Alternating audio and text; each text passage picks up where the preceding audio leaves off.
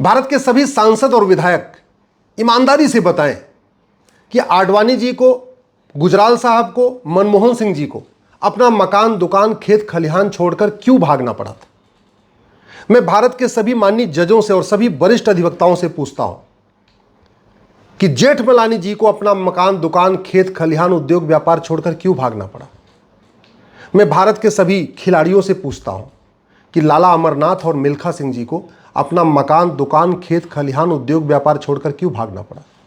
मैं इस देश के सारे लेखकों से, बुद्धिजीवियों से, पत्रकारों से, कलमकारों से विनम्रतापूर्वक पूछता हूं कि खुशवंत सिंह जी को अपना मकान, दुकान, खेत खलिहान, उद्योग व्यापार छोड़कर क्यों भागना पड़ा था। एक बार आप गंभीरता के साथ सोचिए और ये भी सोचिए कि जिस सोच ने 1947 में भारत का विभाजन कराया था, वो सोच है या सोच खत्म हो गई या वो सोच बढ़ रही है। जिस पाक नापाक की सोच ने भारत का विभाजन कराया, जिस हराम हलाल की सोच ने भारत का विभाजन कराया, जिस पाक नापाक की सोच ने अफगानिस्तान में हिंदुओं को खत्म कर दिया, जिस पाक नापाक की सोच ने पाकिस्तान में हिंदुओं को खत्म कर दिया, जिस पाक नापाक की सोच ने मालदीव में हिंदुओं को खत्म कर दिया, जिस पाक नापाक की सोच के कारण बांग्लादेश में हिंदू खत्म होने वाले हैं, जिस पाक नापाक की सोच ने कश्मीर में हिंदुओं को खत्म कर दिया, क्या वो सोच बढ़ रही है या घट रही है। मदरसों की संख्या बढ़ रही है या घट रही है। मौलवियों की संख्या बढ़ रही है या घट रही है। मज़ारों की संख्या बढ़ रही है या घट रही है। दरगाहों की संख्या बढ़ रही है या घट रही है। जिहाद बढ़ रहा है या घट रहा है। घुसपैठ बढ़ रहा है या घट रहा है। धर्मांतरण बढ़ रहा है या घट रहा है। लब जिहाद बढ़ रहा है कि घट रहा है। और अगर ये सारे खतरे बढ़ रहे हैं तो भारत असुरक्षित हो रहा है या भारत सुरक्षित हो रहा है। आप लोग एक बार ईमानदारी से कुछ समय के लिए पार्टियों की गुलामी छोड़ दीजिए, नेताओं की गुलामी छोड़ दीजिए, थोड़ा स्वतंत्र विचार से सोचिए कि क्या आप चाहते हैं कि जो हालत अब आडवाणी जी की, मनमोहन सिंह जी की, गुजराल साहब की हुई, क्या वही आपके बच्चों की भी हो। क्या आप चाहते हैं कि 25 साल के बाद 2047 में आपके बच्चों को भी उसी तरीके से पलायन करना पड़े जिस तरीके से 1947 में पलायन हुआ। क्या आप चाहते हैं कि आपके बच्चों को भी अपना मकान, दुकान, खेत खलिहान छोड़कर भागना पड़ा जैसे 1990 में कश्मीर में भागना पड़ा था। क्या आप चाहते हैं कि आपके बच्चों को के साथ वही हो जो अफगानिस्तान में हिंदुओं के साथ हुआ, पाकिस्तान में हिंदुओं के साथ हुआ, बांग्लादेश में हिंदुओं के साथ हो रहा है। आंख बंद करने से डर खत्म नहीं होता। आंख बंद करने से खतरा खत्म नहीं होता। चुप रहने से खतरा खत्म नहीं होता। एक बार इसलिए कह रहा हूं, सोचिए, चिंता करिए और कुछ इसका समाधान ढूंढने की कोशिश करिए। मैं जानता हूं आम जनता के पास इसका समाधान नहीं है, लेकिन इसका समाधान संसद और सुप्रीम कोर्ट के पास है। भारत के संविधान में संसद और सुप्रीम कोर्ट को इतनी पावर दी गई है कि भारत के हर खतरे का सामना कर सकते हैं, भारत के हर खतरे से निपटने के लिए वो नियम कानून बना सकते हैं। और एक बात याद रखिएगा, भारत के लिए पाकिस्तान 1% खतरा, 1%। पाकिस्तान को तो हमारी सेना जिस दिन चाहेगी ना, चुटकियों में निपटा देगी। भारत के लिए अंदर खतरा जो है वो पाकिस्तान से 99 गुना ज़्यादा है, 100 गुना ज़्यादा है। और जो भारत के अंदर खतरा है उस पर जाति बात ही नहीं हो रही है। जासूसी बढ़ रही है, गद्दारी बढ़ रही है, स्लीपर सेल की संख्या बढ़ रही है, अलगाववादियों की संख्या बढ़ रही है, आतंकवादियों की संख्या बढ़ रही है, जिहादियों की संख्या बढ़ रही है, मिशनरियों की संख्या बढ़ रही है, माओवादियों की, नक्सलियों की, सबकी संख्या बढ़ रही है। 1000 बेटियां पर डे लब जिहाद का शिकार हो जा रही हैं। इसका मतलब क्या हुआ? साल में 3.5 लाख बेटियां हमारी कम हो रही हैं। प्रतिदिन 1,500 हिंदुओं का धर्मांतरण हो रहा है। इसका मतलब क्या हुआ? पर डे 10,000, 1,500 परिवार का मतलब 10,000 हिंदू पर डे कम हो रहे हैं। ये 6 करोड़ घुसपैठी आ चुके हैं और तत्काल अगर इनको नहीं निकाला गया तो 20 से 25 साल के बाद पूरे भारत को जलाएंगे। आपका भी घर जलेगा, मेरा भी घर जलेगा, सबका घर जलेगा। जिस हिसाब से भारत में लब जिहाद हो रहा है, लैंड जिहाद हो रहा है, घुसपैठ जिहाद हो रहा है, धर्मांतरण जिहाद हो रहा है, इसको अगर तत्काल नहीं रोका गया तो 25 साल के बाद फिर वही होगा जो 1947 में हुआ था। 2047 में वो फिर सब कुछ वही होगा जो 1947 में होगा। 1947 में नरसंहार हुआ था, 1947 में पलायन हुआ था, 1947 में हत्या हुई थी, 1947 में बलात्कार हुआ था। ये सब कुछ 2047 में होगा अगर हमने लब जिहाद को रोकने के लिए कठोर कानून नहीं बनाया, लैंड जिहाद को रोकने के लिए कठोर कानून नहीं बनाया, धर्मांतरण को रोकने के लिए कठोर कानून नहीं बनाया, घुसपैठ को रोकने के लिए कठोर कानून नहीं बनाया और जनसंख्या नियंत्रण कठोर कानून नहीं बनाया।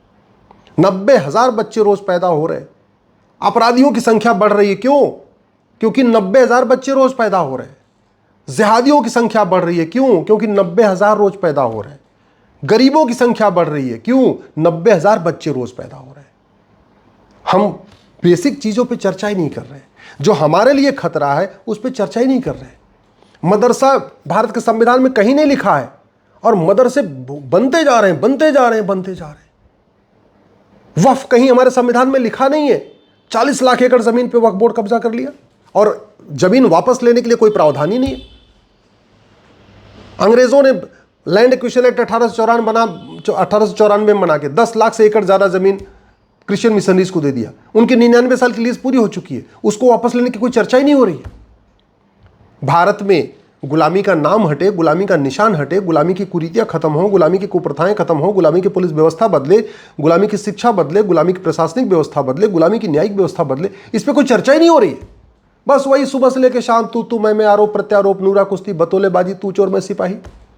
अखबार वाले भी आपका अटेंशन डाइवर्ट कर रहे हैं। मीडिया वाले तो ऐसी ऐसी बातों पे डिस्कस कर रहे हैं जिसका धरातल से कोई लेना देना नहीं, जिससे भारत को कोई फायदा नहीं होने वाला। केवल आपके साथ एक तरह इमोशनल गेम हो रहा है आपके साथ, और आप चूंकि जो सुन रहे हैं वही सोच रहे हैं, अपना दिमाग ही नहीं लगा रहे कि यार भारत की डेमोग्राफी बदल गई। 9 राज्यों में हिंदू खत्म हो चुके हैं, 800 जिलों में से 200 जिलों में हिंदू खत्म हो चुके हैं। ये कैसे रुकेगा? 6000 तहसील में से 1500 तहसीलों की डेमोग्राफी बदल गई है, और पर डे डेमोग्राफी बदल रही है। लफ्ज जिहाद, लैंड जिहाद, धर्मांतरण, घुसपैठ, जनसंख्या विस्फोट कारण। ये कैसे रुकेगा? इस पर आप सोच ही नहीं रहे। एक बात मैं बता दूं, ये मठ मंदिर, ये धर्मशाला, ये गुरुद्वारा, ये मंदिर, ये सब कुछ अफगानिस्तान में था, सब खत्म हो गया। पाकिस्तान में भी मठ मंदिर था, गुरुद्वारा था, गौशाला थी, धर्मशाला था, यज्ञशाला थी, खत्म हो गया। मालदीव में भी मठ मंदिर था, यज्ञशाला थी, गुरुद्वारे थे, गौशाला थी, वेदशाला थी, खत्म हो गया। बांग्लादेश में हमारे 5 शक्तिपीठ हैं। 51 शक्तिपीठ में से 5 शक्तिपीठ बांग्लादेश में है। एक शक्तिपीठ पाकिस्तान में, हिंगलाज माता का, बाकी 5 बांग्लादेश में है। और जानते हैं, पाकिस्तान के मंदिर में तो छोड़ो, हिंगलाज माता में पूजा बंद हो गई, बात समझ में आती है। बांग्लादेश के 5 मंदिरों में पूजा बंद हो गई, समझ में आती। अरे यहाँ भारत के जो शक्तिपीठ है उनमें पूजा बंद हो चुकी है। कीर्तेश्वरी शक्तिपीठ जो अब मुर्शिदाबाद में पड़ता है, वहाँ पूजा नहीं हो रही है। जयंतेश्वरी मंदिर है, जहाँ माता की जांगिरी थी, शिलांग में है, पूजा बंद हो चुकी है। मैं जा चुका हूँ, मैं मुर्शिदाबाद का कीर्तेश्वरी मंदिर भी देख के आया हूँ, शिलांग का जयंतेश्वरी मंदिर भी देख के आया हूँ। कोई पूजा करने वाला नहीं आ रहा है। वहाँ के पुजारी भी डर डर के वहाँ रहते हैं। ये हालत हो चुकी है। तो अगर आप सोच रहे हैं कि धर्मशाला बनाने से, गौशाला बनाने से, यज्ञशाला बनाने से, लंगर लगाने से, मंदिर बनाने से, गुरुद्वारा बनाने से सनातन धर्म मजबूत हो रहा है, तो ये सारे के सारे काम हमारे पूर्वज कर चुके हैं, इसके बाद भी खत्म हो गए। जो काम पूर्वजों ने किया और वो काम करने के बाद भी वो अफगानिस्तान, पाकिस्तान, बांग्लादेश, मालदीव से खत्म हो गए, और वही काम हम भी करेंगे तो हम भी खत्म हो जाएंगे। हमारी आने वाली जनरेशन खत्म हो जाएगी। आने वाली जनरेशन तब बचेगी जब हम सोचेंगे वास्तव में कंक्रीट खतरा क्या है। खतरा है लफ्ज़ जिहाद, 1000 बेटियां पर डे लफ्ज़ जिहाद का शिकार हो रही हैं। खतरा है लैंड जिहाद, जंगल, नदी, पेड़, अपना सारे जगह कब्जा होता जा रहा है। खतरा है ड्रग जिहाद, हमारे लड़कों को नपुंसक बनाया जा रहा है, ड्रग में नपुंसकता की दवा दी जा रही है। खतरा है ड्रग जिहाद, बेटियों में बाझपन बढ़ रहा है उस ड्रग के कारण। खतरा है घुसपैठ, 6 करोड़ घुसपैठी आ चुके हैं। खतरा है जनसंख्या विस्फोट, 90,000 बच्चे रोज पैदा हो रहे हैं। खतरा है आपका धर्मांतरण, 1500 परिवारों का पर डे धर्मांतरण हो रहा है, इसका मतलब 10,000 हिंदू पर डे कन्वर्ट हो रहे हैं। खतरा इकोनॉमिक जिहाद है। खतरा एजुकेशन जिहाद है, माइनॉरिटी के नाम पे मदरसे खुल रहे हैं। माइनॉरिटी कौन है, न संविधान में लिखा न कानून में लिखा। माइनॉरिटी होती है जिसकी जनसंख्या 100-200 हो, 1500 हो, लाख 2 लाख हो। करोड़ की जनसंख्या माइनॉरिटी नहीं कहलाती। और भारत में करोड़ों की जनसंख्या को भी माइनॉरिटी का दर्जा दिया हुआ है, और खोलते जा रहे हैं मिशनरी स्कूल, खोलते जा रहे हैं मदरसा। आपको शायद समझ में नहीं आ रहा है। क्यों नहीं समझ में आ रहा है? क्योंकि आप पार्टी के गुलाम हो चुके हैं। नेताओं ने आपका मानसिक खतना कर दिया है। नेताओं ने आपकी सोचने समझने की क्षमता खत्म कर दिया है। हालत ये हो गई है, नेता, अभिनेता, लेखक, बुद्धिजीवी, पत्रकार, कलमकार सुबह से लेकर शाम तक तू मैं कर रहे हैं, बकवास की चीज़ों पे चर्चा कर रहे हैं। लेकिन जिस कारण से भारत की डेमोग्राफी बदल रही है उस पर चर्चा नहीं हो रही है। 90,000 बच्चे, चीन में 45,000 पर डे, भारत में 90,000 पर डे। चर्चा ही नहीं हो रही है। एजुकेशन जिहाद पे चर्चा ही नहीं, इकोनॉमिक जिहाद पे चर्चा ही नहीं, हलाल जिहाद पे चर्चा ही नहीं, लैंड जिहाद पे चर्चा ही नहीं, लव जिहाद पे चर्चा नहीं, ड्रग्स जिहाद पे चर्चा नहीं, पॉर्न जिहाद, पोर्नोग्राफी बढ़ा के हमारे लड़कों को पोर्नोग्राफी में डुबोया जा रहा है, अश्लीलता में डुबोया जा रहा है, हमारी यंग जनरेशन बर्बाद हो रही, चर्चा ही नहीं। बस समाजवाद, सेकुलरवाद, लोहियावाद, अंबेडकरवाद, गांधीवाद, पेरियारवाद, ऐसी चीज़ों पे चर्चा हो रही जिससे भारत का कोई भला नहीं होने वाला। इसलिए मैं आपसे हाथ जोड़ के निवेदन कर रहा हूं, दल गुलामी छोड़िए, सांसदों से मिलिए, विधायकों से मिलिए, कड़वा सच बोलना शुरू करिए। मीठे झूठ से भारत बर्बाद हो चुका है और अगर अभी भी मीठा झूठ कंटिन्यू रहा तो 25 साल के बाद फिर विभाजन होगा।